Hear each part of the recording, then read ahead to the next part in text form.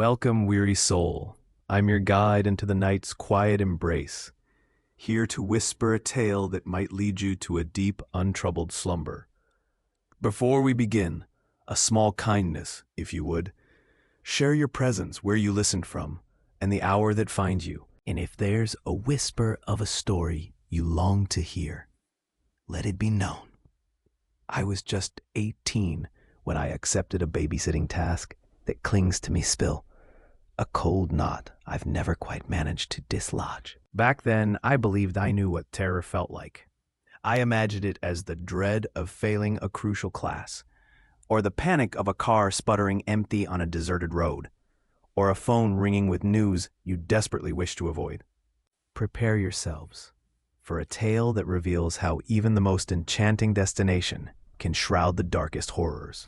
The kind that reveals how a child's hushed whisper can hold more chilling truth than any grown-up's reassurances. My life unfolded then in a quiet Midwestern town, a place where the days usually drifted by, uneventful.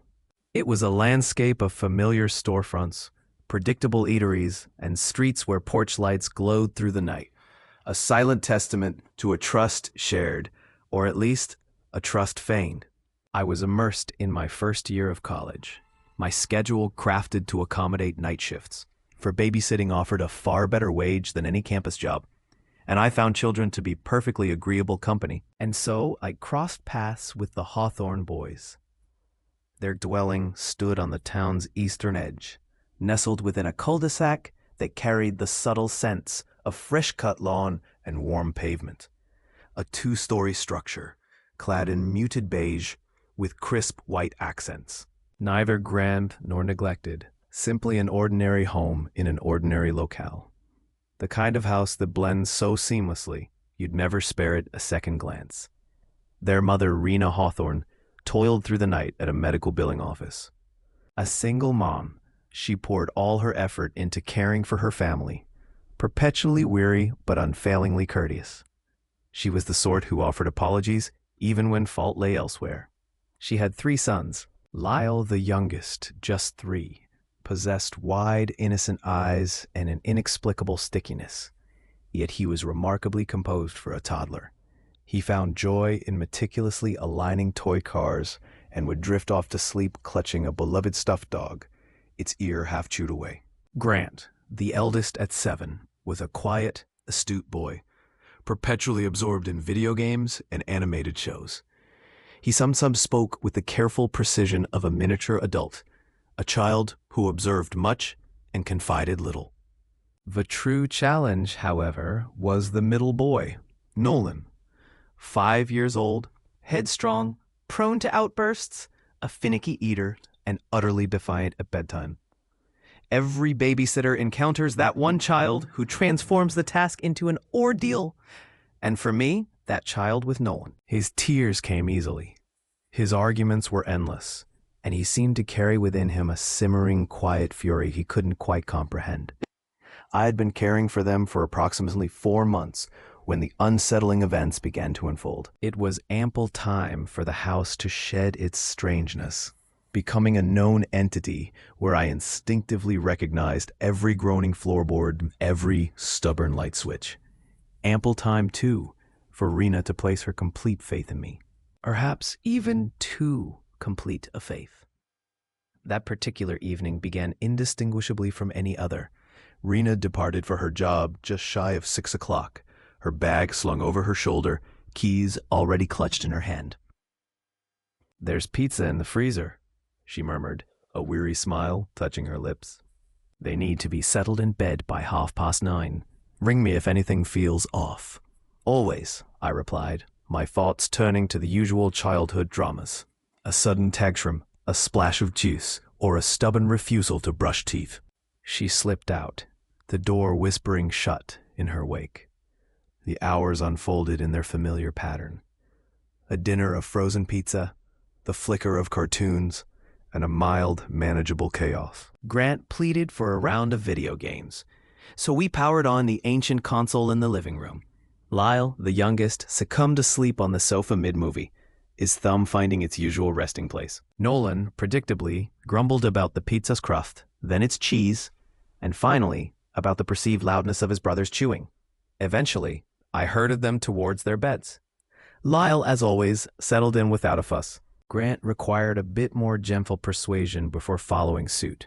Nolan, however, resisted every step, dragging his feet, a constant whine escaping him. I finally tucked him into bed, smoothed his covers, and switched off the bedside lamp. "Good night, Nolan," I whispered. He lay motionless, eyes fixed on the ceiling, offering no reply. Below, Grant's voice cut through the quiet, already laced with impatience. "Are you coming back or not?" "Yes," I called down. "Just a moment." I descended the stairs and settled onto the floor next to him. We began one final game. I allowed myself to lose, laughing softly, letting the tension drain from my shoulders. It was in that moment of fragile calm that Nolan's cry shattered the stillness. It was piercing and abrupt, a chilling sound that reverberated through the stairwell, not the familiar wail of a child's frustration, but something far more constricted, far more desperate. A cry steeped in undeniable terror. I froze the game. "Stay here," I instructed Grant. Ascending the stairs, I pushed open Nolan's door. He sat bolt upright in bed, eyes wide with terror, the blanket clutched tight beneath his chin. "There's something in my closet," he whispered, his voice barely audible. A practiced, reassuring smile found its way to my lips, the automatic babysitter's mask. "Nolan, darling, there's nothing at all in your closet." "Yes, there is," he insisted, his words quivering. I moved closer, gently patting his cheek. "I'm here to help with any questions or tasks you might have. If you have any requests or need assistance, feel free to ask. I'm here to help with anything else you might need. Let me know how I can assist you." Then Nolan's cry pierced the silence once more. But this time, it was utterly different. A cold knot began to form in my stomach, an unexplained dread that slowed my ascent up the stairs. "Prepare yourselves for a tale that reveals how even the most enchanting destination can shroud the darkest horrors." "Why do you believe that, sweetheart?" I asked, forcing a steady tone. "I hear it," he insisted. "It's moving." I let out a soft, nervous laugh, more for my own reassurance than his. "Darling, old houses often make sounds. Settling, air shifting, creaks here and there. I don't want you to open it," he stated abruptly, his words cutting through my explanations. That command froze me. Despite his plea, I took another step forward. And then I heard it. A faint sound from within the closet. Not a sudden thud, nor a simple creak, but a deliberate shift. A soft, heavy rustle, like something substantial stirring, fabric brushing against wood. A sudden chill gripped my chest. I stood absolutely motionless. "Prepare yourselves for a tale that reveals how even the most enchanting destination can shroud the darkest horrors." He began to protest, but the look on my face silenced him instantly. We rushed into Lyle's room and secured the door behind us. I placed Nolan gently on the bed, urging Grant to absolute silence. Then I retreated into the adjoining bathroom and dialed Rena. "Rena," I breathed into the phone, my voice barely a whisper. "Is there any possibility an animal could have gotten inside? A raccoon, perhaps?" Her voice sharpened instantly. "I'm hearing movement in Nolan's closet. He heard it first, and now I've heard it too." A heavy silence stretched between us. "Check it," she instructed, then too quickly added, "No, wait, stay on the line with me." I crept back into the hallway. Nolan's door now stood ajar. In the closet door, it was no longer shut. A sliver of darkness, a few chilling inches, gaped open. I felt my breath catch in my throat. "Rena," I choked out. "Someone's been inside the house." A soft, sharp expletive escaped her lips. "It's my, you have to get the boys out." "My ex," she clarified, her voice strained. "Just please get out." I spun and dashed back into Lyle's room, scooping him up, seizing Nolan's hand, and urgently whispering to Grant. The moment my hand touched the front door handle, it slammed shut from the outside with a jarring thud. Heavy footsteps pounded across the porch, then faded. Trembling uncontrollably, I fumbled to lock the door, nearly dropping the phone, and frantically dialed emergency services.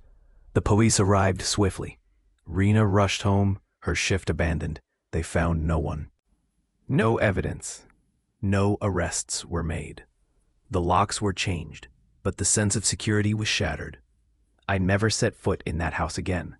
Even now, years later, Nolan's small, terrified voice still echoes in the quiet corners of my mind. I hear it moving. Some children possess an instinct, a chilling awareness when something is truly amiss. But adults, in their certainty, often fail to listen. I had just celebrated my 14th birthday that June. It was the kind of summer where the air hung heavy and humid, and cicadas shrieked relentlessly, as if trying to prove their very existence. Just 2 weeks into summer break, I was already restless with boredom. My friends were either away or confined to their homes, and my mother had begun dropping pointed remarks about how idle hands invite mischief. That was her gentle way of suggesting I find employment. I craved a job anyway, not for the sake of responsibility or building character, or any of those things grown-ups preached, but for the sheer taste of freedom. A little money in my pocket meant I could go to the movies without asking, or chip in for gas so my older cousin would drive me around. Maybe, just maybe, I could even save enough for a better flip phone. That's when my grandmother introduced the idea of the hallways. She brought it up one sweltering afternoon as we sat at her kitchen table, the same table with the faint dark scorch mark near the edge from when Grandpa had forgotten a pan on the stove years ago. Stirring sugar into her iced tea, she asked, with an air of casual inquiry, "Still looking for summer work, honey?" I nodded eagerly. Babysitting anything, really. Well, she mused, her eyes narrowing as if in deep thought, though I later realized her mind was already made up. My friend Marlene knows a family on the north side. Nice people, 2 boys. They've been needing a sitter. The north side of town wasn't fancy, but it wasn't bad either. Mostly older homes, lots of trees, quiet streets where people still waved at each other. I'd ridden my bike through there a few times. How old are the kids? One's about 10, the other 5, I think. That sounded easy enough. Old enough to talk. Young enough to go to bed early. Grandma called Marlene right then and there on the kitchen phone with the long curly cord. I listened while pretending not to, tracing the wood grain with my finger. By the time she hung up, she smiled at me. They'd like to meet you. House tomorrow. The hallways lived at the edge of the neighborhood where the houses started to thin out and the woods crept closer. Their driveway was long and cracked, with weeds pushing through the concrete like they owned the place. The house itself was a 2-story faded blue with white trim that had seen better days. Not creepy, just old. We pulled up around 4 o'clock in the afternoon. The sky was overcast, heavy with that thick summer humidity that makes you feel like rain is watching you, deciding when to drop. The parents were friendly, too friendly, almost like they were trying hard to make a good impression. The dad, Rick, had a firm handshake and tired eyes. The mom, Lauren, kept smiling, tucking her hair behind her ear over and over, like a nervous habit. The boys were in the living room, sprawled on the floor, with toy cars and plastic trucks. The older one, whose name turned out to be Caleb, had dark hair and sharp eyes. The little one, Noah, was blonde and skinny with scabbed knees and a habit of chewing on his shirt collar. Caleb looked up when we walked in. "Who's that?" "That's Emma," Lauren said. "She might be babysitting you guys this summer." I waved. Noah stared at me like I was something he hadn't decided whether to trust yet. Within minutes, we were all on the floor together. They showed me their trucks, explained elaborate rules to games they made up on the spot. Caleb was talkative, sarcastic, in a way that reminded me of my older cousins. Noah stuck close, leaning into my side, warming up slowly. I remember thinking how normal it all felt. Safe, familiar. Before we left, Rick handed me a folded sheet of paper. "Just some routines and rules," he said. "Nothing crazy." I glanced at it and nodded, stuffing it into my bag. As we walked back to the car, Grandma smiled at me. "You did good," she said. "They like you." I smiled back, already picturing myself with a little stack of babysitting money by August. The next night was my first official job. It rained all day, one of those steady soaking rains that doesn't thunder or lightning. It just exists. By evening, the ground smelled like wet dirt and leaves, and the sky was the color of bruises. I walked to the hallway's house with my hoodie pulled tight, rain tapping against the pavement. Their porch light glowed soft and yellow when I got there. Inside, the house felt different at night. Quieter. The walls creaked now and then, settling like they were getting comfortable. Lauren rushed around, grabbing her purse. "We shouldn't be out too late," she said. "The boys had dinner already. Pajamas are laid out. Bedtime at 8:30. Rick handed me the paper again, unfolded this time. "Everything you need is there." I glanced down, skimming. No snacks after 8. No TV upstairs. Caleb brushes teeth first. Nightlight for Noah. And then written smaller in the corner, almost like an afterthought. "Noah says he hears tapping on his bedroom window at night. We think it's just imagination. Please don't encourage it." My stomach did a weird little flip. "Ignore that," Lauren said quickly when she saw my face. "He's been on a scary sleigh kick." "Yeah, kids do that." They left a few minutes later, headlights sweeping across the rain-soaked yard as they pulled away. I locked the door behind them. The evening went smoothly at first. We watched cartoons, ate popsicles, even though it was raining and kind of cold for them. Caleb told me all about how he was basically a grown-up and didn't need a babysitter, but still asked if I could sit next to him on the couch. Noah laughed loud and sudden, the kind of laugh that comes from nowhere and fills a room. By 8:30, I told him it was time for bed. Caleb groaned. "It's still light out." "It's raining," I said. "That doesn't count." He rolled his eyes but went anyway. Noah dragged his feet. Literally. He lay flat on the floor and made me pull him up by his arms, giggling the whole time until we reached the stairs. Halfway up, his laughter faded. "I don't want to sleep yet," he said quietly. "You'll be fine," I told him. "I'll be right downstairs." He hesitated at his bedroom door. His room was at the back of the house, facing the woods. A small window sat just above his bed, thin curtains hanging on either side. I tucked him in, turned on the nightlight shaped like a total. "Emma," he whispered, "did my mom tell you about the noise?" "What noise?" "The window." I smiled, forcing it to look natural. "Probably just tree branches or bugs. It's summer." He didn't look convinced, but he nodded. Caleb was already asleep within minutes. Noah took longer, but eventually his breathing evened out. I went back downstairs, flipping on a lamp and settling onto the couch with my phone. About an hour and a half passed. The rain had slowed to a drizzle. The house was quiet enough that every little sound felt loud. The refrigerator hummed, the tick of the clock on the wall. Then I heard it. Noah's voice, sharp and scared, cutting through the silence. I bolted up the stairs 2 at a time. "What's wrong?" I asked, pushing into his room. He was sitting straight up in bed, eyes wide. "It did it again." "Did what?" "The window," he whispered. "I heard it." My heart started beating faster, but I kept my voice calm. "It's okay, I'll check." I turned on the overhead light and pulled the curtain aside. Just darkness. The outline of trees and the faint glow of furlough lights lining the neighbor's driveway. "See?" I said. "Nothing there." He watched me closely. "You promise?" "I promise." He lay back down, clutching his blanket. As I reached for the door, I heard a soft, deliberate tap against the glass. Slowly, I turned back to the window. My hand shook as I pulled the curtain aside again. I swallowed hard. "Probably just a bug," I said more to myself than to him. But something felt wrong deep down in that instinctual place you don't have words for yet. I took a breath, slid the window open, and leaned out just enough to be heard. "This is private property," I said, my voice shaking despite my effort. "I'm calling the police." For a second, there was nothing.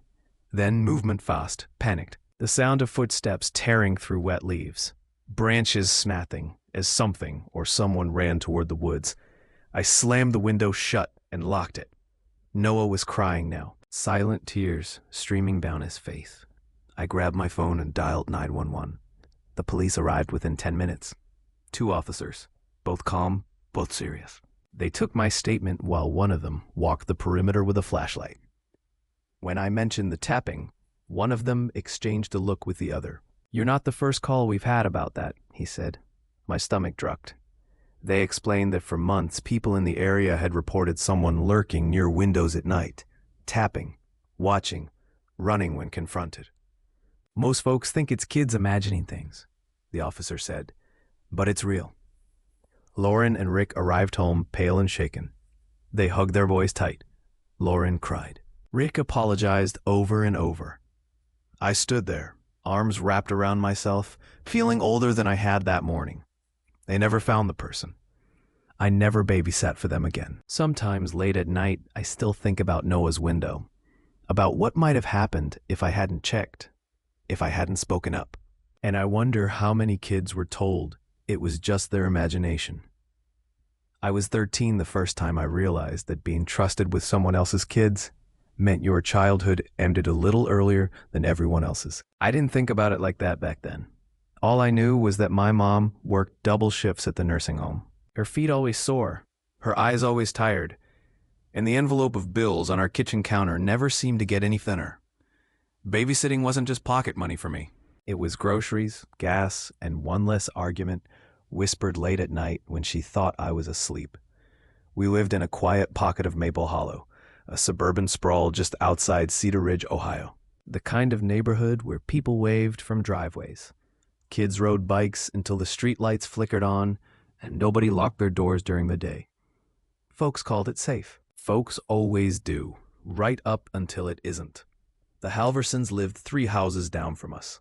Their place wasn't fancy, but it was clean and warm, with beige siding, a wooden patio out back, and a maple tree that dumped leaves everywhere in the fall. Lyle Halverson worked logistics for a shipping company, and his wife Rowan managed HR at a regional office downtown. Good people, solid people, the kind who said please and meant it.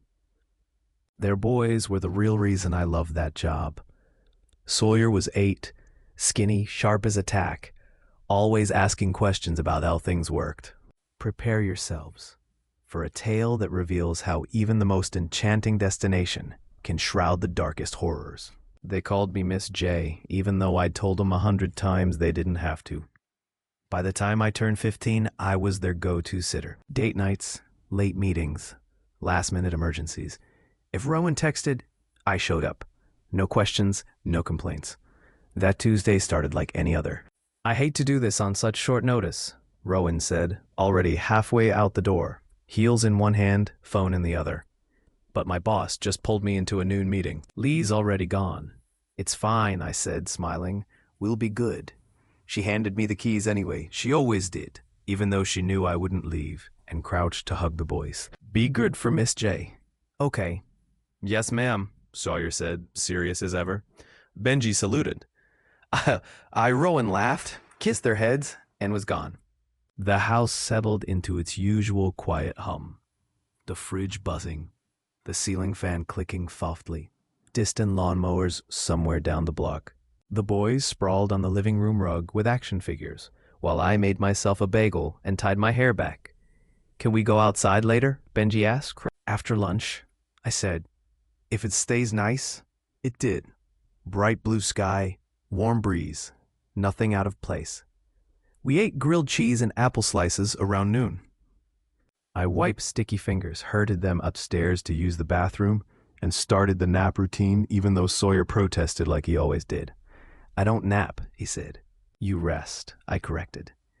Big difference. They laughed, climbed into their beds, and I pulled the curtains halfway closed.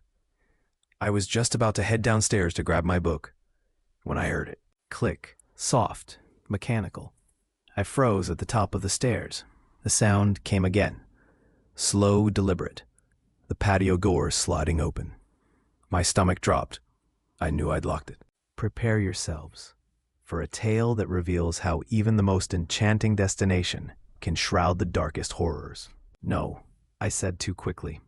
I put a finger to my lips, my heart suddenly pounding so loud I was sure they could hear it. Then the footsteps started. Heavy, unhurried, moving through the living room like whoever it was had all the time in the world. Every instinct I had screamed. Both of you, prepare yourselves for a tale that reveals how even the most enchanting destination can shroud the darkest horrors. I closed their bedroom door and turned the lock with shaking fingers. I'd left it on the kitchen counter.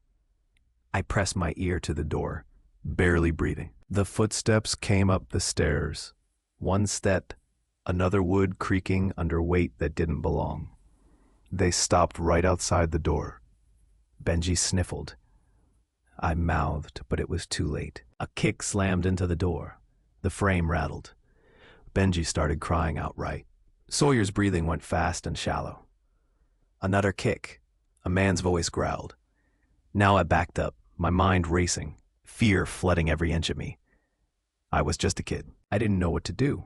I didn't have a plan. The door splintered on the third kick. A man filled the doorway. Thick arms, shaved head, sweat-darkened t-shirt. Prepare yourselves for a tale that reveals how even the most enchanting destination can shroud the darkest horrors. I stepped out of the closet, hands shaking, heart in my throat. Please, I said, let him go. Take me instead. He looked at me then, really looked, and smirked. Prepare yourselves for a tale that reveals how even the most enchanting destination can shroud the darkest horrors. One had a duffel bag. The other cursed under his breath. Place is dry, he said. What the hell? I saw my phone on the counter. Prepare yourselves for a tale that reveals how even the most enchanting destination can shroud the darkest horrors. I'm here to help with any questions or provide information you might need. Let me know how I can assist you. The world went dark. I woke up in a hospital bed. My mom was crying. The detective told me later that Sawyer had unlocked Rowan's phone. Prepare yourselves for a tale that reveals how even the most enchanting destination can shroud the darkest horrors. They'd killed someone else. I quit babysitting that day. Some trust costs too much. I never told anyone about our babysitter until now. I was 8 years old, the first time I learned that adults could be wrong. Not careless, not distracted, but wrong in a way that could get you killed. Back then, I lived in a small split-level house on Maple Run Drive, just outside of fading Milltown in western Pennsylvania. The kind of place where neighbors waved from their porches, cops took 15 minutes to show up, and everyone said things like, "That stuff doesn't happen here." My dad worked maintenance at the steel plant until it shut down. After that, he picked up night shifts at a distribution warehouse off Route 19. My mom was a respiratory therapist at Mercy Ridge Hospital. Double shifts, rotating weekends, always exhausted. Most nights, one of them was home. At Change, the winter my mom got promoted. I remember sitting at the kitchen table, feet dangling, swinging slowly, while she flipped through a planner. "We can't keep juggling like this," she said, rubbing her temples. "He's too young to be alone." Dad sighed. That's when she said it. "I found someone." I looked up. "A babysitter," she said, "just for nights when schedules overlap." I didn't like the word babysitter. It felt like a leash, like someone watching me breathe. "I don't need one," I said. "I'm not a baby." Mom smiled tiredly. "I know, buddy. This is just until things settle down." They told me her name was Ararowin. Never heard it before. Never heard it again. Until much later. Era arrived on a Tuesday. Snow was piled dirty and gray along the curb. The porch light flickered like it always did when it was cold. I remember because Dad cursed under his breath when it buzzed instead of turning on clean. She stood on the porch with her hands folded, smiling too politely. Not warm, not friendly, polite. She was thin, not sick thin, just stretched like someone pulled her upward by the spine. Long coat, hair pulled back too tight, eyes that didn't blink much. "Hi," she said. "You must be Evan," my mom finished. "Everyone says." "Nice to finally meet you," she said to me. Her voice was soft but flat, like reading instructions. Dad shook her hand. "Thanks for coming on short notice." "No problem at all," she said. "I like helping families." That sentence didn't sound real. The first night wasn't scary. It was off. She walked through the house, asking questions that didn't matter. Where does this door lead? How old is the furnace? Does anyone ever use the crawl space? I remember thinking those were grown-up questions, not babysitter questions. When my parents left, she stood in the middle of the living room, listening. Just listening. "You hungry?" she asked finally. "Not really," she nodded. Didn't push, didn't offer snacks, didn't sit next to me. She sat across the room, hands folded in her lap, watching the TV without reacting to it. At one point, I laughed at something. She turned her head slowly and looked straight at me. The smile came back. Then she looked away. That night, when my parents got home, Mom asked, "Everything good?" Era smiled. Prepare yourselves for a tale that reveals how even the most enchanting destination can shroud the darkest horrors. That's what made it worse. One night while I was doing homework at the kitchen table, she leaned against the counter. "You ever think about dying?" she asked casually. "No," she nodded. "I did a lot when I was your age." I didn't respond. She smiled. "Some people don't have to." Another time she asked, "If your parents disappeared, who do you think would take you?" I shrugged. "My aunt, I guess." She hummed softly. "People always think someone would come." I started getting stomach aches on days she was scheduled.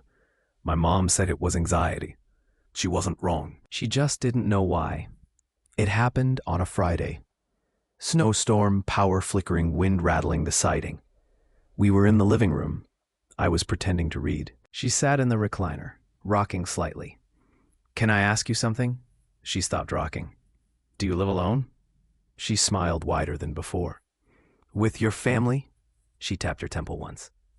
"They're very close," she said. "They don't like you." My throat went dry. "They think you don't deserve what you have." "That's stupid," I muttered. Her smile vanished. Prepare yourselves for a tale that reveals how even the most enchanting destination can shroud the darkest horrors. She told me to take a shower. I locked the bathroom door. Steam filled the room, but I heard her talking, not loudly, answering questions no one asked. I turned the water off early. I didn't even grab my shoes. I sprinted down the hall, heart pounding so loud I thought it would wake the whole house. I ducked into Lacey's room, pulled a blanket from under her bed, and curled up on the floor. I didn't sleep. Morning came slowly. Sunlight crept in, crewy normal. Lacey woke up smiling, unaware. Caleb avoided me all day. He fed her breakfast. He stayed downstairs or outside. I stayed in my room, door closed, stomach twisted into knots. That night I refused to sleep. When I heard my door open again, I didn't move. The door closed. I grabbed my pillow and blanket and went to Lacey's room. He was already there, halfway to her bed. "What are you doing?" I screamed. He jumped back like he'd been caught stealing. "I was just checking on her." I stood between him and my sister. My hands shook, but I didn't move. I locked the door. Morning finally came. When my parents returned cheerful and relaxed, I didn't tell them. I said I slept on the floor because Lacey had a bad dream. They laughed it off. Caleb left. I never saw him again. I didn't tell anyone for years. As an adult, the memory hasn't faded. It hasn't softened. It lives sharp and clear, a reminder of how close something terrible came and how silence can protect the wrong people. I still wonder what would have happened if I hadn't woken up. I still wonder who else didn't. I grew up in a house where nothing bad was supposed to happen. That sounds naive now, but when you're a kid, safety isn't something you analyze. It's just the default setting of the world. Our neighborhood sat on the edge of town, the kind of place where bikes were left in driveways overnight and remembered to keep their back doors unless we were going out of town. The air always smelled like cut grass and warm asphalt. Ice cream trucks rolled through on Fridays. Adults waved from porches. Bad things happened somewhere else to other people on the news. At least that's what I believed when I was 8. My parents both worked long hours. My dad was the type who left early and came home tired. Boots by the door, shoulders slumped like he carried the whole week on his back. My mom worked part-time but somehow did everything else. Laundry, meals, school forms, dentist appointments. They loved us. I know that now. Back then, I just knew they were always busy. That summer, they were exhausted. One night after dinner, I remember sitting at the table coloring while my parents talked in low voices. Lacey sat beside me, swinging her legs, humming to herself. "We need a break," my mom said, rubbing her eyes. "Just 2 nights," my dad replied. "3 max. That's when the idea of a babysitter came up. Not a regular one, just someone for a weekend. The flyer went up at the public library a few days later. I went with my mom when she pinned it to the corkboard near the bathrooms. She wrote in neat handwriting, tearing off the little tabs at the bottom to make sure they were even. Responsible babysitter needed. 2 children, weekend stay, references preferred. I remember asking her, "Who's gonna watch us?" She smiled. Someone nice. A few days later, she got a call. His name was Caleb Ward. At least that's what he said. He was 16, a sophomore or junior at the local high school. He mentioned the school mascot right away. Joked about the old football field my dad used to play on. My parents liked that familiarity. It felt like safety. He came over once before the trip so they could meet him. I sat on the stairs again, half hidden, listening. "Yes, ma'am, I've watched my cousins plenty of times." He had that awkward teenage politeness, the kind adults mistake for innocence. The weekend came fast. Thursday evening, my parents packed the car while the sun dipped low, turning the sky orange. My mom hugged us a little longer than usual. "Call if you need anything," she said to Caleb, handing him a list. "Anything at all?" "I will," he promised. The car pulled away. The house went quiet in that way it only does when adults leave. No footsteps, no murmuring voices, just space. I retreated to the basement almost immediately. That's where my PlayStation was set up, the controller already warm in my hands. The basement smelled faintly of dust and old cardboard. I liked it that way. It felt like my own world. Hours blurred together, levels completed, enemies defeated.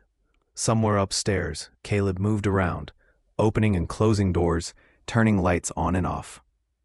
I barely noticed. That first night passed without incident. Friday morning, Lacey woke me up by jumping on my bed. "I'm hungry." Caleb made cereal, poured too much milk, laughed when it spilled. Normal stuff. He turned on cartoons for her and let me disappear back downstairs. Later that afternoon, he came down and watched me play for a while. "You're pretty good at that," he said. "Yeah," I replied, not looking away. "You ever play versus mode?" We played, we laughed. He let me win, then pretended to be mad. To my 8-year-old brain, this felt like validation. A big kid thought I was cool. That night, my friend Nolan came over. We kicked a soccer ball in the backyard until the sun went down. Caleb volunteered to referee, calling out ridiculous penalties. Foul, excessive coolness. We laughed. Lacey clapped from the porch. Pizza for dinner, pepperoni grease staining the napkins. Everything felt fine. That's the part that still messes with me. How normal it all felt. That night, lying in bed with my DS glowing faintly, Caleb knocked. "You want to play more games?" he asked. "I'm tired," I said. "No worries," he replied, closing the door. I fell asleep almost instantly. Waking up felt like being pulled out of deep water. The room was dark. No street light glow. No hum of sound. Just silence. Then the door moved. A soft click. A slow creak. I turned my head, eyes straining. A shape stood in the corner, tall, still. Before I could scream, a whisper cut through the dark. "It's just me." Caleb stepped closer. My chest felt tight, like something heavy was sitting on it. He pulled at my blanket. The bed dipped. Something inside me snapped. "Stop," I yelled. I didn't even grab my shoes. I sprinted down the hall. When I opened the door, she was standing in the hallway facing my bedroom. "Bedtime," she said. That night I lay still, staring at the door. Whispering leaked through the walls. "I'm here to help with any questions or information you need. If you have any requests or need assistance, feel free to ask." I'm here to help with any questions or information you need. If you're looking for assistance, feel free to ask. I'm here to help with any questions or information you need. What would you like to talk about? Years passed. I moved away. I forgot the sound of her voice, until one night, watching the news, I saw her face. Older, different haircut, same eyes. Arrested for killing a family she babysat for. The recorder said she claimed they told her to do it. I turned off the TV, went into my kid's room, watched from sleep, and understood something clearly for the first time.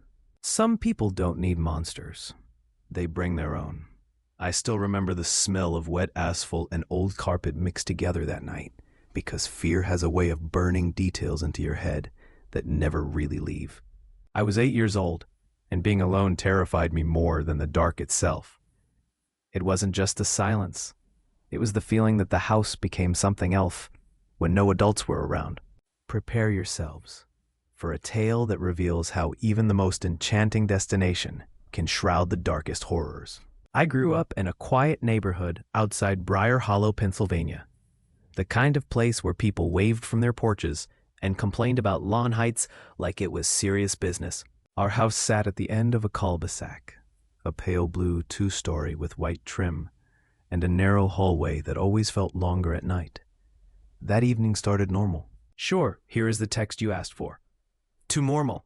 My parents were rushing around the house, half-dressed, half-panicked. "Leela, honey, shoes," my mom called, her voice tight as she clipped on earrings in the hallway mirror.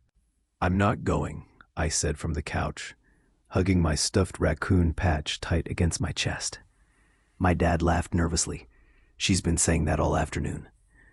"I don't want to be alone," I whispered. "You won't be," Mom said, forcing a smile. "The babysitter will be here any minute." But minutes kept passing. Outside, rain tapped hard against the windows, wind pushing tree branches against the house with soft, scraping sounds. The sky looked bruised, purple and heavy, and thunder rolled so deep it rattled the picture frames. I followed my parents from room to room, like a shadow. "What if she doesn't come?" I asked. "She'll come," Dad said, already grabbing his coat. "We're already late." I grabbed my mom's sleeve. "Please don't go." She knelt down, brushed my hair back, and kissed my forehead. "Just a couple hours.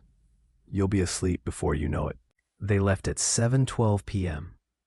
I remember because I stared at the microwave clock long after the front door shut, the red numbers glowing like they were watching me. The house felt huge once they were gone. Every sound jumped straight into my chest. The hum of the fridge, the tick of the wall clock, the rain hammering the roof. I pulled Patch closer and sat on the floor, back against the couch, eyes locked on the front door. Then, knock knock, I actually smiled. I ran to the door without even checking the peephole. Standing there was a woman I had never seen before. She was very small, shorter than my mom, with narrow shoulders and thin arms hanging stiffly at her sides. Prepare yourselves for a tale that reveals how even the most enchanting destination can shroud the darkest horrors. No rain on her coat, no damp hair, not even a drop. She tilted her head and smiled. It was too wide, too stretched, like her face was trying to tear itself open. "Hi," she said softly. "I'm here to take care of you forever and ever." Her voice sounded calm, almost sweet, but it made my stomach hurt. "I am my babysitter." "That's me," she said, stepping inside before I could stop her. The air felt colder when she crossed the threshold. She closed the door behind her and looked around the house like she'd been there before. "What's your name?" I asked. She crouched down so her face was level with mine. "You can call me Miss Alder." Her eyes were dark, not brown dark, like there was no light inside them at all. I nodded because I didn't know what else to do. At first, things seemed okay. I played on the carpet with Patch and my other stuffed animals, lining them up, pretending they were at school. Miss Alder stood near the doorway, watching, not blinking. Minutes passed, maybe more. Time felt weird. When I finally looked up, she was right behind me. So close I could smell her like old paper and something burned. "What you playing?" she asked. "School," I said, scooting away. She smiled again, whiter. "Families are important," she said. "Did you know that?" She took my hand before I could pull it back. Her skin was cold and dry, like touching stone. She led me into the hallway where our family photos hung frame by frame. "See," she whispered. I looked at the first picture, my parents on their wedding day, except they weren't there. Standing where my mom should have been was Miss Alder, smiling. The next photo, and the next, every picture showed her instead of my parents. "I'm here to take care of you forever and ever," she said. I screamed and yanked my hand free. I ran to my room. My bed was empty. Patch was gone. All of them were gone. I searched everywhere. Closet, bathroom, basement, calling their names like they could answer. That's when I heard her voice from the kitchen. Soft, gentle. I'm here to take care of you forever and ever. I peeked around the corner. She was holding Patch. The oven was on. I screamed, locked my door, crawled under the covers, shaking. I'm here. Her face appeared upside down, smile stretching too far. She grabbed my hair. I screamed. Headlights flashed through the window. My parents were home. The grip loosened. The house went silent. They searched everywhere. They never found me. But if they'd looked closer, they would have seen a new photo on the wall. Prepare yourselves for a tale that reveals how even the most enchanting destination can shroud the darkest horrors. I remember the sound before anything else. The hollow creak of the porch step as I shifted my weight, waiting for the door to open. It was early fall, the kind where the air still felt warm, but the evenings carried a sharp edge, like summer refusing to let go. I was 16 then, old enough to think I understood people, young enough to be completely wrong. The house stood at the end of Briar Hollow Lane, a quiet suburban stretch outside Cedar Ridge, the kind of place real estate flyers called family-friendly, and neighbors waved even when they didn't know your name. Fresh paint, white shutters, too perfect. I rang the doorbell once, then again, the chime echoing through the house like it had too much space to travel. I told myself to relax. It was just babysitting. That's what I thought. The door opened, and a woman smiled at me like she'd practiced it in a mirror. Her hair was pulled back neatly, not a strand out of place, and she wore a long beige coat, even though it wasn't that cold yet. "You must be Leah," she said. "I'm here to help with any information or tasks you have. What can I assist you with today?" I noticed it without understanding why it made my stomach tighten. Her husband, Ronan Calder, stood near the hallway, adjusting his watch. He was tall, broad-shouldered, with tired eyes that didn't match his confident posture. "This is our son, Silas," June said, gesturing toward the living room. An 8-year-old boy sat cross-legged on the floor, controller in hand, eyes glued to the TV. He didn't look up. "Silas," Ronan said firmer. "Say hello." The boy flicked his eyes toward me briefly. "Hey, that was it." I smiled anyway. "Hi, I'm Leah. Nice to meet you." No response, just the tapping of buttons. Tap, tap, tap. June laughed lightly, like it was cute. Once you get to know him, he opens up. That should have been my first clue. They explained everything quickly. Food already prepped in the fridge, heated up around 7. No leaving the house. They'd be back by 10, 11 at the latest. They were going to a private event in the city. Ronan would drive me home. "And we'll pay you $120, June added, slipping cash into an envelope and setting it on the counter like bait. Up front, I hesitated. Just a second, $120 was a lot for a few hours. My mom worked double shifts. I wanted to help. I wanted to feel grown. "Sounds good," I said. Ronan crouched in front of Silas. "You behave. You hear me? We expect Leah to tell us you were an angel." Silas nodded slowly, eyes still on the screen. "Good," Ronan said, then to me quieter. "Call us if there's any trouble." They left just like that. The front door shut, the lock clicked, and suddenly the house felt too big. The silence pressed in from every direction, thick and uncomfortable. I sat on the edge of the couch, scrolling through my phone, pretending I wasn't constantly checking on Silas. He didn't move, didn't blink much either. After a while, I tried conversation. "So, what are you playing? Does it matter?" He muttered. Just trying to talk," he shrugged. "You talk too much." I swallowed my irritation. Kids say dumb stuff. That's what I told myself. An hour passed, then another. I heated his food. He ate 2 bites and shoved the plate away. "I'm bored," he said, flopping back dramatically onto the couch. "Well, we can watch something," I offered. "Or play a game. Cards, board games." He turned his head slowly toward me, smiled. "Dance?" I laughed nervously. "Dance?" he repeated. I'm here to help with any questions or information you might have. Please let me know how I can assist you today. He stared at me for a long moment, eyes dark and unreadable. Then he smiled wider. You don't have a boyfriend, do you? My face burned. That's none of your business. He laughed. That was when I decided to call it a quiet night. No more engaging. Just keep him safe until his parents came back. Then he stood up. Can I hug you? He asked suddenly, voice sweet and small, like he'd flipped a switch. I hesitated, but he was a kid. A messed up one, maybe, but still a kid. Prepare yourselves for a tale that reveals how even the most enchanting destination can shroud the darkest horrors. Before I could react, he yanked my phone from my back pocket and sprinted to the window. No, Silas, I shouted. The phone disappeared into the darkness outside. I ran to the door, heart pounding.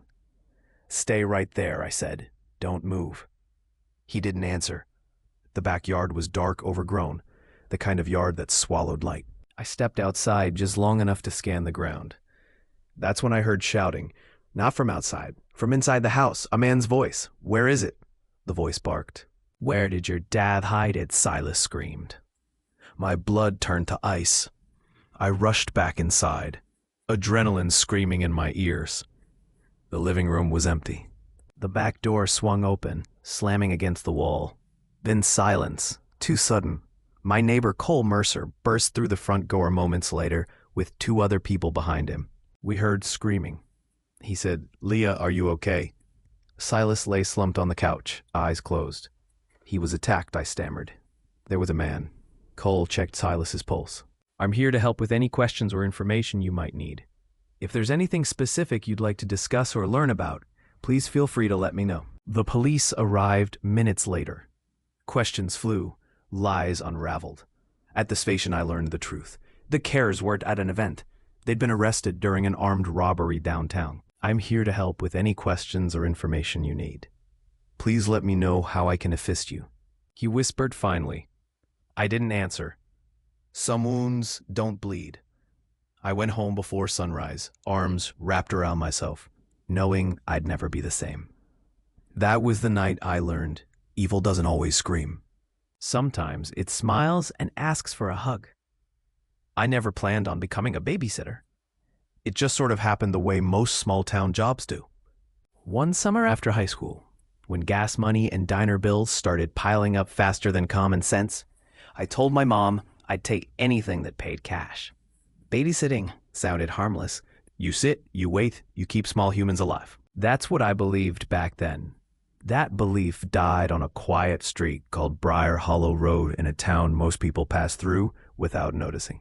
The kind of place with one blinking traffic light, a hardware store that smells like rust and sawdust, and neighbors who wave even if they don't remember your name. I was 19, old enough to think I knew things, young enough to be wrong about all of them. The family lived in a pale blue house at the end of the block. White porch railing, wind chimes that never shut up, and a maple tree out front that drops sticky leaves every fall. The Hollis family, good people, everyone said that. Church-going, quiet, paid on time. The kind of family you trust without asking why. I've been watching their kids for about 8 months, long enough that they stopped giving me instructions like I was defusing a bomb. Long enough that I knew which cabinet hid the good snacks and which stair creaked if you stepped on it wrong.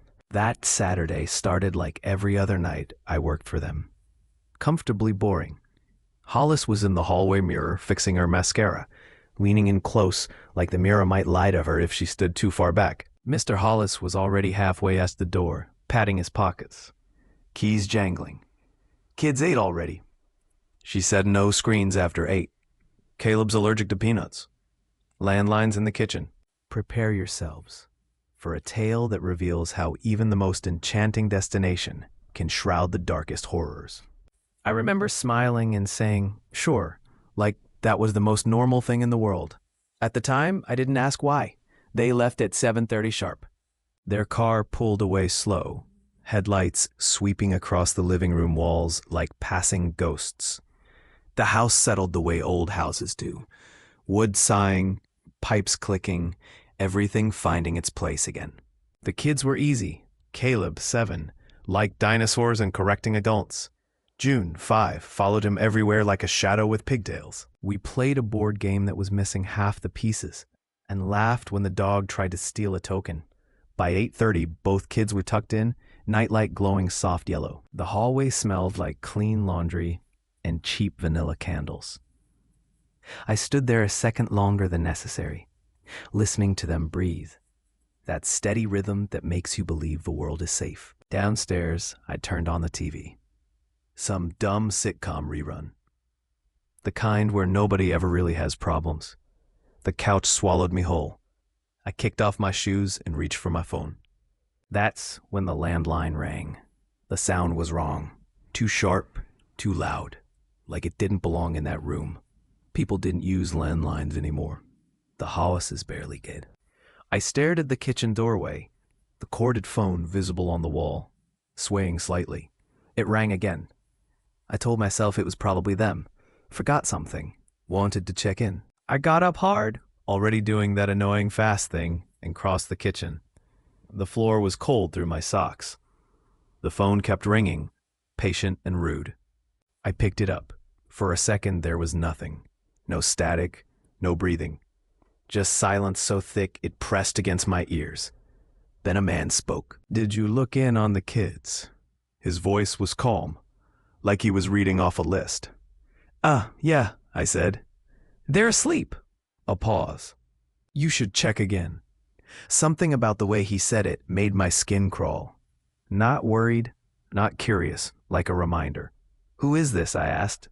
The line went dead. I stood there holding the receiver like an idiot, listening to nothing. When I hung it up, the house felt different, smaller, like the walls had leaned in. I tried to shake it off, sat back down, turned the TV up louder than necessary, told myself, people make weird prank calls, that's life. 15 minutes later, the phone rang again. I didn't want to answer. Every instinct said, don't. But responsibility has a funny way of bullying you into bad decisions. I picked up. "Why haven't you checked on them?" The voice was sharper now. Stopped calling. My hands were shaking. I noticed that and didn't like it. I stood up, pacing, listening to every sound. The refrigerator hum, the ticking clock, the faint thud of something upstairs that I convinced myself was just a kid rolling over.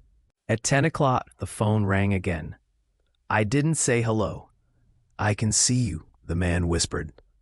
That was it. That was the moment my brain finally caught up with reality. I grabbed my cell and dialed 911. My voice came out thin, like it didn't belong to me. I told them about the calls, about the voice, about the house. The operator asked me to stay on the line. Then her tone changed. "Ma'am," she said faster now, "the call is coming from inside the house." My stomach dropped so hard, I thought I'd be sick. "Get out," she said. "Get out now." I didn't argue. I didn't think. I didn't even grab my shoes. The front door flew open, and cold air slapped me awake. I sprinted down the porch steps, heart trying to claw its way out of my chest. Police cars screamed into the street seconds later, lights painting the houses red and blue. Officers rushed past me into the house, guns drawn. I sat on the curb shaking, arms wrapped around myself, watching my breath fog the air. They brought him out 10 minutes later. He was tall, too thin, hair greasy, eyes wide and bright. He smiled when he saw me.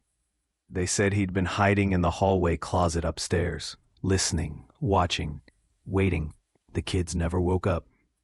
I never babysat again. I still don't answer unknown numbers, because sometimes when the room is quiet and my phone lights up, I swear I can hear that voice again, calm and patient, asking if I've checked. I remember the exact sound my phone made when my bank balance hit 0. It wasn't dramatic, no alarm, no warning, just a quiet vibration in my hand while I stood in line at a gas station, pretending to compare prices on gum I couldn't afford. That tiny buzz felt louder than any siren. It meant rent was overdue. My phone bill was hanging by a thread, and the last job interview I'd pinned my hopes on had sent the same polite rejection email they all used. We've decided to move forward with other candidates. I was 26, living alone in a shoebox apartment on the edge of town. surviving on instant noodles and borrowed optimism. I wasn't lazy. I wasn't unqualified. I was just stuck. And being stuck is dangerous because desperation makes bad ideas sound reasonable. That's how Craigslist entered my life. I'd always laughed at the horror stories, missing couches, sketchy roommates, weird job opportunities written entirely in caps lock. But that night, lying on my mattress with the springs biting into my back, I typed babysitting jobs near me into the search bar like it was a lifeline. I told myself it was temporary. I told myself I'd had experience. I told myself, what's the worst that could happen? By midnight, my inbox had 3 replies. 2 were obvious scams. The third one was from a woman named Lenora. Her message was short, polite, almost boring. Hi, we're looking for a babysitter this Saturday evening. 2 kids. Easy night. We'll be out for a few hours. Pay is good. Let me know if you're interested. I replied immediately.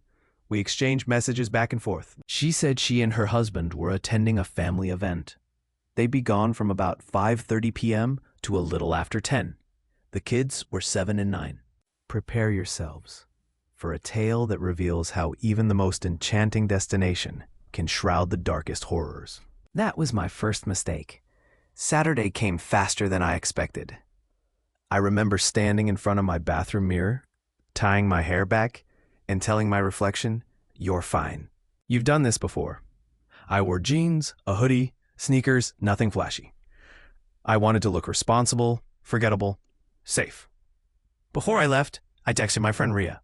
Babysitting tonight, Craigslist job pays stupid good. She replied almost instantly. Must be nice. Don't get murdered. I laughed at the time. I shouldn't have. The neighborhood hit me the second I turned off the main road. The street lights were dim, spaced too far apart.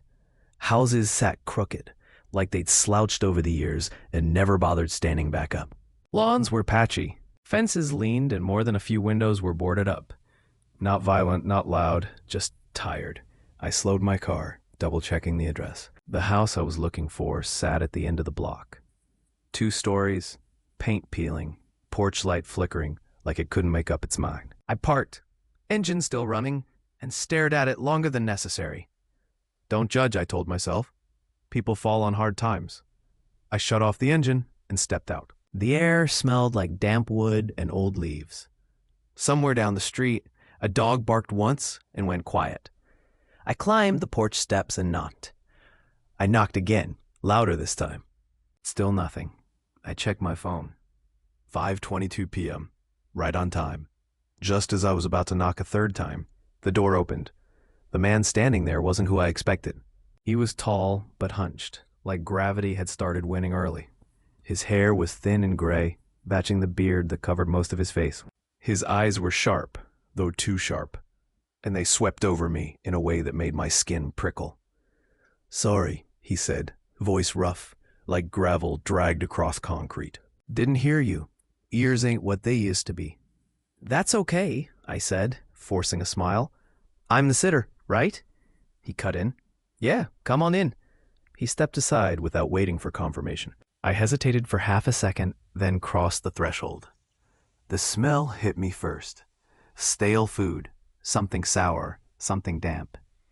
The house was a mess, not cluttered in a cozy way, more like neglected. Trash bags stacked near the wall, old magazines, empty bottles. The kind of mess that doesn't come from kids playing, but from adults giving up. I swallowed hard. My wife will be back any minute, the man said, closing the door behind me. She took the kids out real quick. Forgot something. Oh, I said, peepoing it down a hallway. Living room's down there. Make yourself comfortable. I did as I was told, my sneakers sticking slightly to the floor with each step. The living room was dim, lit only by a lamp with a yellowed shade. A faded blue couch sagged in the middle like it had given up on supporting human weight. I sat on the edge of it. No toys, no drawings on the fridge, no family photos, nothing that said children live here. My stomach tightened from somewhere else in the house. The man muttered to himself. Drawers opened. Something clanged. Sorry about the mess, he called out. Lenora's been scatterbrained lately. I nodded, even though he couldn't see me. Minutes passed. 5, 10. I checked my phone again. 5:38 p.m. The man appeared in the doorway, scratching his beard, smiling like he just remembered a joke. Hell, he said. I'm an idiot. What? I asked. The kids, he said. She already took him downstairs. That's where they like to hang out. My heart skipped. Downstairs. Nobody uses the front much. He pointed to a door across the room. Why don't you go say hi? Something in his tone made my skin crawl. Too casual. Too rehearsed. Shouldn't I wait for your wife? He waved a hand. She'll be back. I stood up slowly. Every instinct I had screamed no, but I didn't want to seem rude or paranoid or ungrateful for a job I desperately needed. I crossed the room and opened the basement door. Cold air rushed up, carrying a smell so bad it made my eyes water. The stairs disappeared into darkness. No lights, no voices, no signs of life. Hello, I called, my voice barely above a whisper. Nothing answered behind me. Floorboards creaked. I didn't turn around. I closed the basement door. That was it. Whatever this was, I wanted no part of it. I walked quickly toward the front door, heart hammering so hard I could hear it in my ears. The knob didn't turn. For half a second, panic exploded in my chest. Then it gave. I yanked the door open and bolted. Behind me, the man shouted something. My name. Maybe or hey or wait, but I didn't stop. I ran to my car, fumbled with the keys, threw myself inside. As I backed out, I saw him burst onto the porch, arms waving wildly. I hit the gas. I didn't look back. I drove until my hands stopped shaking. Then I pulled over and cried. Not loud, dramatic sobs. Just silent tears sliding down my face while I stared at the steering wheel, trying to convince myself I hadn't imagined everything. Maybe I overreacted. Maybe there were kids. Maybe I was just scared. But fear doesn't come from nowhere. I called Rahea. She didn't let me finish before saying, "You call the cops now." So I did. I told them everything. The address, the man, the basement. The operator's voice was calm, steady. "We'll take care of it," she said. "You did the right thing." I never heard anything else about it. No follow-up, no news story, no closure. A few days later, I got a call from a grocery store I'd applied to 2 weeks earlier. Cashier position, decent pay, safe. I took it without hesitation. I never went back to Craigslist. Some nights, though, when I'm locking up the store after closing, I think about that house, that basement, and the kids who may or may not have been real. And I remind myself that sometimes surviving means trusting the voice that tells you to run. I still remember the smell of cheap coffee and wet asphalt that night, because that was the moment my life split into a before and an after. Back then I was 21, broke in a way that digs into your bones. The kind of broke where your bank app refreshes slower, because even it's embarrassed to show the balance. I had dropped out of community college halfway through the semester, after my dad got laid off and my mom's hours at the diner were cut. Rent didn't care about excuses, and neither did the electric company. So I did what everyone around me did when things got desperate. I took whatever work I could find. Babysitting wasn't new to me. I'd watched neighbors' kids since I was 14. Diapers, homework, late-night cartoons, the usual. I thought I'd seen every kind of family there was. I was wrong. The job posting was simple. Too simple, honestly. Evening babysitter needed. Quiet kids, easy pay, cash 1 night a week. References appreciated, but not required. No photos, no last name, just an address in a quiet suburb outside a small town most people only pass through on their way somewhere better. I hesitated for maybe 10 seconds before replying. When the woman called me, her voice was calm and flat, like she was reading a grocery list. "Can you start tonight?" she asked. That should have been my first warning. I arrived just before 7. The house sat at the end of a cul-de-sac, all beige siding and neatly trimmed bushes, like it had been copy-pasted from a real estate brochure. Porch light on, curtains drawn. Nothing obviously wrong. The door opened almost immediately. The parents, if that's what they really were, looked normal in the way mannequins look normal. Smiling, clean, well-dressed, but empty behind the eyes. The father barely spoke. The mother did all the talking, quick and clipped. "Kids are upstairs by 9, she said, already grabbing her purse. "No TV after bedtime. Snacks are labeled. Emergency numbers on the fridge." She handed me a folded piece of paper like it weighed nothing. The kids stood behind them, a boy and a girl. Not siblings by looks, but close enough in age to pass. The boy was maybe 8, the girl slightly younger. Both too still. The woman paused, then smiled wider. "Our sitter." They didn't say hi. The parents hugged them quickly, like checking a task off a list. "We'll be back late," the father said, already opening the door. And then they were gone. No thank you. No call us if you need anything. Just the sound of tires pulling away. The kids went back to the living room without a word. "I'm Ree," I said, trying to sound upbeat. "We can hang out for a bit before bedtime." They sat on the carpet and pulled out a deck of cards. Old ones, worn edges, bent corners. They played some kind of matching game I didn't recognize, laying cards face down, flipping them over slowly, deliberately. They didn't argue, didn't laugh, didn't even react when one of them won. It was unsettling, but I told myself I was overthinking it. Some kids are just quiet. By 8:30, I suggested bedtime. They stood up immediately. No complaints, no stalling. The boy stopped at the top of the stairs and looked back at me. "Lock the doors," he said. His voice was calm, not scared, just serious. I went back downstairs, checked the locks, and tried to relax. The house was too quiet. No ticking clock, no hum from the fridge. Even the air felt heavy, like it wasn't moving right. I was scrolling on my phone when I heard the knock. Soft at first, then 3 sharp raps. I assumed it was the parents' forgotten keys. Maybe. I walked to the door. Through the frosted glass, I saw a shape. Tall, still, not shifting weight, not fidgeting, just standing there. I put my hand on the lock. Upstairs, a scream ripped through the house. Not a scared scream, a warning scream. "Prepare yourselves for a tale that reveals how even the most enchanting destination can shroud the darkest horrors." I stumbled backward. "What is happening?" I yelled, more to myself than anyone. I ran for the phone on the wall, my phone gone from my pocket. I turned toward the kitchen, and that's when I saw him, standing outside the window, 2 feet away. His face looked like it had been cooked and left out in the sun. "Prepare yourselves for a tale that reveals how even the most enchanting destination can shroud the darkest horrors." Not angry, begging, I ran upstairs, locked the kids' door behind me. They weren't crying anymore. They were calm. "He only comes when you're here," the girl said quietly. "He tries to stop us," the boy added. Something cold slid down my spine. "What are you talking about?" I whispered. They smiled, not with their eyes. The sound downstairs changed.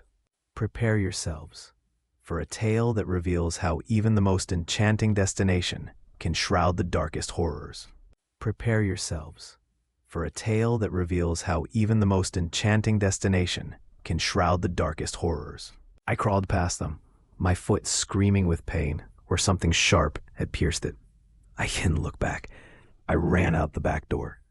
Prepare yourselves for a tale that reveals how even the most enchanting destination can shroud the darkest horrors. The children had done that to him. The parents covered it up. They always did. Babysitters disappeared. She watched the house, waited, hoped someone would survive. I did barely. I never babysat again. I moved, changed everything. But sometimes, late at night when the house is quiet, too quiet, I swear I hear a knock and children laughing upstairs, waiting. I grew up in a house where silence meant danger.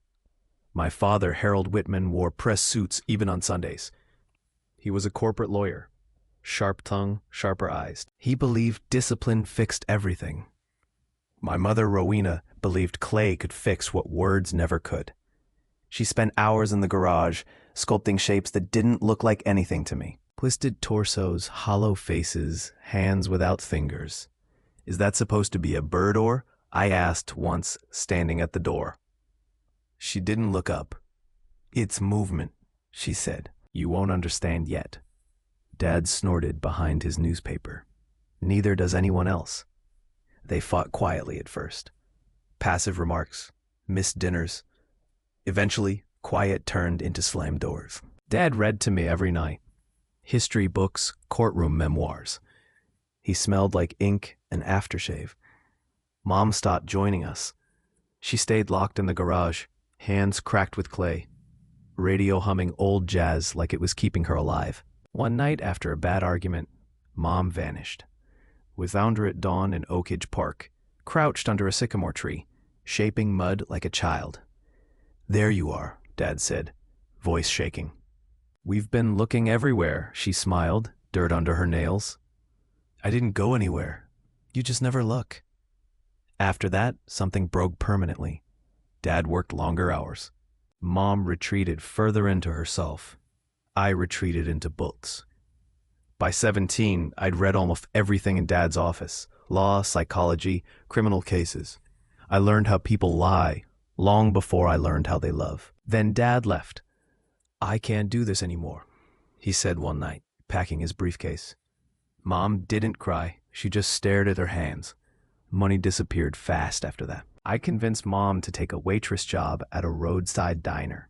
She lasted 3 weeks, spent her paycheck on imported sculpting tools. "We're getting evicted," I shouted. "And you bought marble dust?"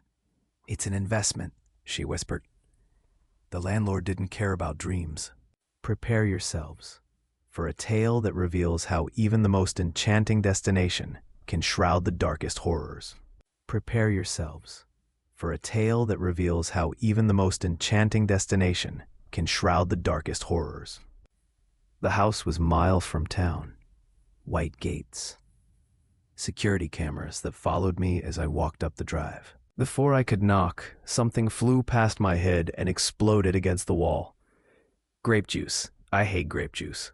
Prepare yourselves for a tale that reveals how even the most enchanting destination can shroud the darkest horrors.